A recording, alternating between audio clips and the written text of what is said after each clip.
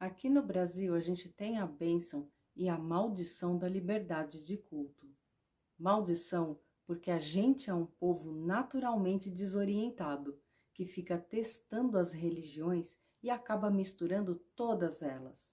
E bênção porque quando alguém finalmente se converte aos caminhos do Senhor Jesus, essa pessoa pode ler a sua Bíblia publicamente e frequentar a igreja que preferir, sem sofrer maiores retaliações sociais.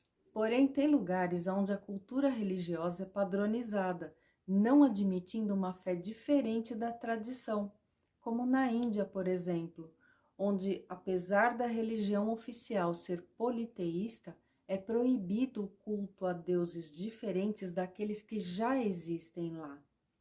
Ao contrário dos povos teocráticos radicais do Oriente Médio, para os quais o mundo se divide entre fiéis e infiéis.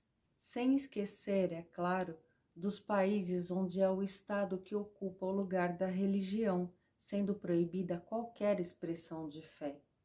Em qualquer um desses exemplos, ter uma Bíblia em casa ou declarar publicamente o nome de Jesus pode representar uma sentença de morte.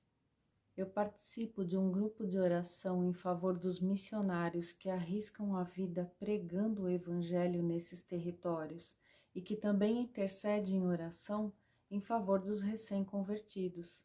Porém, eventualmente a gente recebe notícias de pessoas que foram presas, martirizadas, algumas até mortas, apenas por serem cristãs em pleno 2024.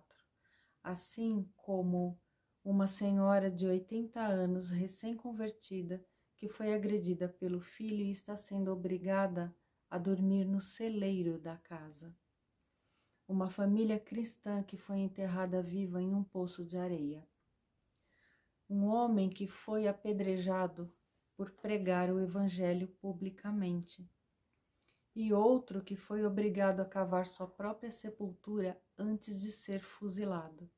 Sem contar os cristãos que continuam sendo queimados vivos exatamente como era na antiguidade.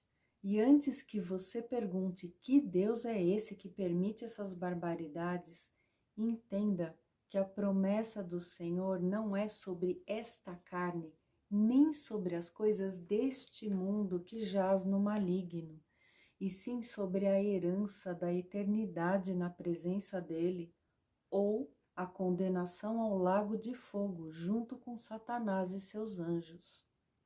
Entenda que para qualquer pessoa verdadeiramente convertida, viver é Cristo e morrer é lucro. Atualmente a Bíblia é proibida em 22 países, nos quais a posse ou comercialização de um exemplar pode resultar desde a prisão até a execução sumária.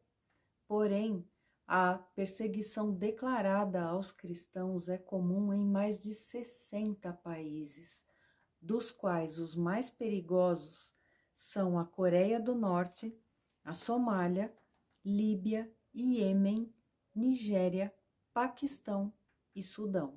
Ter a liberdade de ler a Bíblia e conhecer a palavra do Senhor é um privilégio. Nesse exato momento, tem alguém se dispondo a sofrer uma morte horrível em defesa do que está escrito nesse livro, porque essa é a verdadeira palavra de Deus.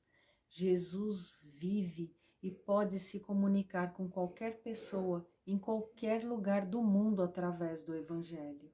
Não tenha medo do confronto entre a Sagrada Escritura e os seus valores de estimação, porque a conexão com Deus que a gente acessa através desse livro vale mais do que qualquer outra coisa no mundo. Leia a Bíblia e permita que Jesus entre no seu coração pelo poder do Verbo, que era no princípio e continua se movendo pela graça do Espírito Santo do Senhor.